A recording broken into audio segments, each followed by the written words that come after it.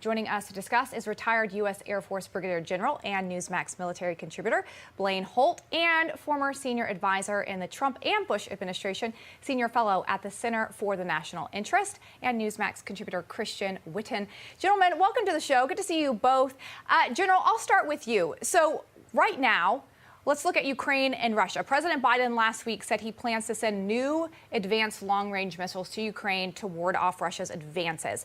But Putin then came back and said that he's going to hit new targets in Ukraine as retaliation if that happens. Do you think that Putin's going to follow through with his word here? Does he have the capabilities? He says that he does. And was this the right move by Biden to give Ukraine longer range missiles?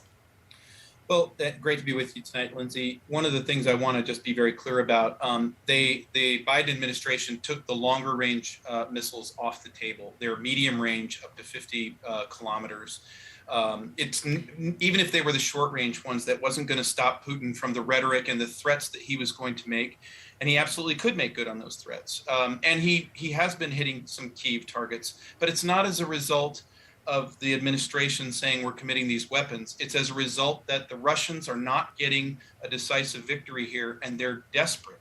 And we're seeing that on the lines. But we need to be more efficient with the support we're giving so that this doesn't turn into a war of attrition. But can I say, they're longer than what Ukraine actually has right now? So they actually can go further than the Ukrainians have. Is that almost a concern have nothing for Putin? Or they almost okay. In the world of multiple launch rocket systems, they have a couple of Russian systems, some Grads. But they almost have nothing when it's like a 9-to-1 Russian advantage in those types of systems. And for the type of warfare that we're seeing right now, these are very critical to have. Christian, I do want to move over to China as we're looking at all these blunders. There's been a lot of action with China sending 30 planes into Taiwan's airspace last week. It's the biggest incursion since January that we've seen. And Biden has warned that China against invading Taiwan. Do you think that China actually cares? Do they see this as a real threat, understanding how Biden has handled Russia and waiting for them to make the first move?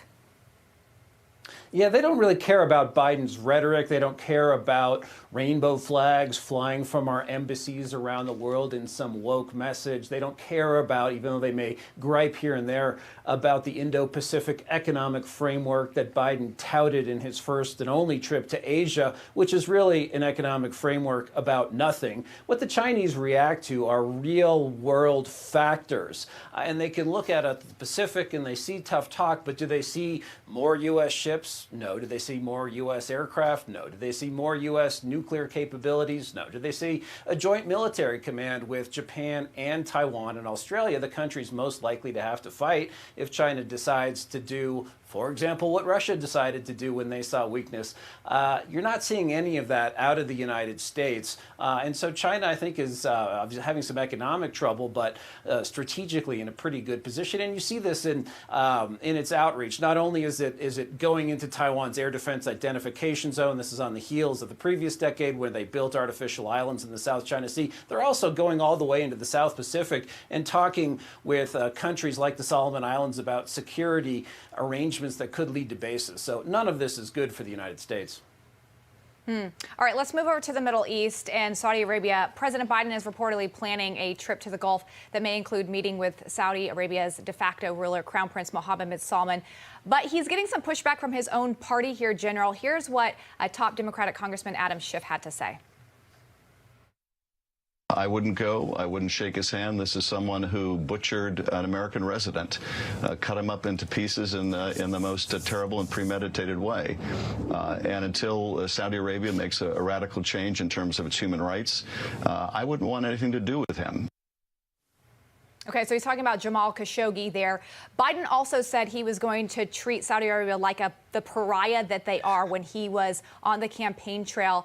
But here's the thing. When you're president, you don't get to choose who these other world leaders are or de facto world leaders are. So, General, what is the line between holding them accountable and advancing U.S. interest? Well, so that happens at the negotiation table. And I thought that President Trump did a very good job of taking very distasteful autocrats and engaging them to try to get them to a U.S. interest outcome. But what we have here is a lot of polarization based on the domestic politics that we see in the United States. So in the campaign, it's probably very useful for the voters in the Biden camp to say MBS is horrible, he's a monster, we shouldn't work with him, I'll make him a pariah. But if we're also at the same time not willing to increase U.S. energy production and use those levers on the world stage and hold Iran to account, then we're probably going to get ourselves into trouble in a geopolitical way in that region. And Saudi Arabia has been very disrespectful to the United States recently, simply because of what's happened in their interaction with the Biden administration. So to hear Congressman Schiff stand up and tout that again, they're actually taking options out of our president's hands to engage in diplomacy that's really needed right now. It's a very dangerous area.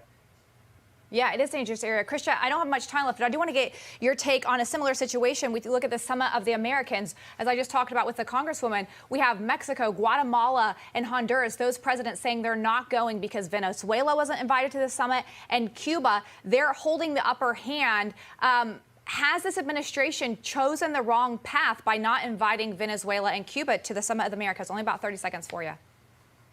Yeah, I think they chose the wrong path by not understanding that this would happen. You know, I think they're trying to repeat in the Americas what they have with Europe, which is sort of everyone on the same page. It's just not replicable in the Americas. We know what the problem is that people see us as pushovers there. They're sending these caravans of people across our border. They know there's no consequence to that. And there's also this leftward drift in several countries throughout the Americas. That's what needs to be solved. And we need the U.S. pushing to solve those, not some pointless summit.